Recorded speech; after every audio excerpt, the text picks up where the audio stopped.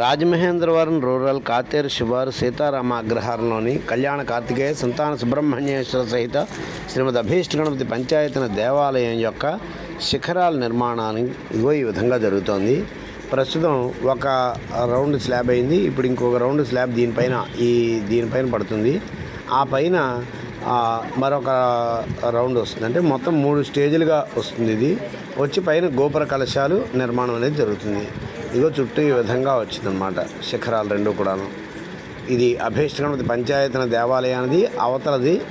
దీనికి ఉత్తరంగా ఉన్నది కళ్యాణ కార్తికేయ సంతాన సుబ్రహ్మణ్యేశ్వర స్వామివార్ల దేవస్థానం.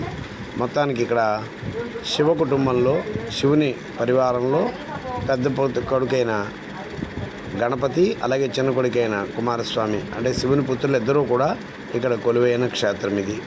ఇగో ఈ విధంగా శిఖరాల నిర్మాణం అనేది జరుగుతుంది. మరి కొన్ని రోజుల్లో ఈ నిర్మాణం పూర్తవుతుంది.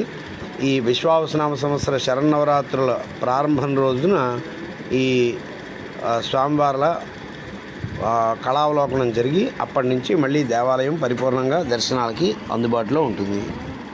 ప్రస్తుతానికి కళాపకర్ష చేయబడింది. ఇగో దీనికి పశ్చిమ భాగంలో ఉన్న కళ్యాణ మండపం, ఇందులో ఉన్న పెద్ద మారేడు చెట్టు, ఇవి శిఖరాలు. ఇగో ఇది ముందు భాగం. ఇదంతా నిర్మాణం పూర్తయ్యాక ఇదంతా శుభ్రం చేసేయడం జరుగుతుంది. అప్పుడు అన్ని విధాలా బాగుంటుంది. ఇదిగో ఈ 2 శిఖరాలు ఆ విధంగా నిర్మాణాలు పూర్తి చేసుకుంటాయి త్వరలోనే. ఈరోజు మన అభీష్ట గణపతి పంచాయతీ దేవాలయంలో విశ్వావసన సంవత్సర గణపతి నవరాత్రి మహోత్సవాలకు సంబంధించిన అన్న సంతర్పణ అంటే ఈరోజు 10వ రోజు, రేపు ఉద్వాసం చెప్పి అన్న సంతర్పణ నిర్వహించడం జరుగుతుంది. ఆ ఏర్పాట్లు జరుగుతున్న సందర్భం ఇది. ఇది దేవాలయం యొక్క ముందు భాగం, ఇది ఉత్తర భాగం, ఇదంతా కూడా ప్రాంగణం. ఇది ఆగ్నేయం ప్రస్తుతానికి ఇలా ఉంది. ఈ ఎదురుకుండా ఇది ముఖద్వారం వైపు. ఇది మా అగ్రహారానికి వెళ్ళే మార్గం, మెయిన్ రోడ్డుకి వెళ్ళే మార్గం. ఇది అగ్రహారంలోని మెయిన్ రోడ్డుకి వెళ్ళే మార్గం. ఈ దేవాలయానికి ఎదుర్కొన్న ఉన్న సహజ సిద్ధమైన రావి చెట్టులోనే ధ్వజస్తంభాన్ని ఏర్పాటు చేయడం అనేది జరుగుతుంది. అంటే సహజ ధ్వజం అన్నమాట.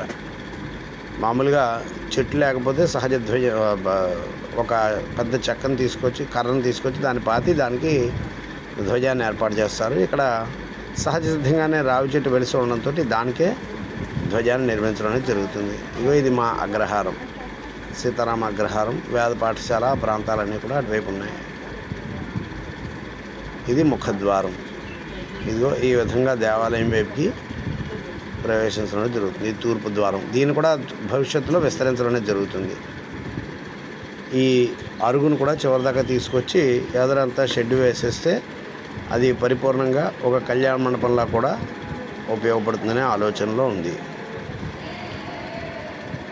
ఇది దేవాలయం యొక్క వెనక భాగం.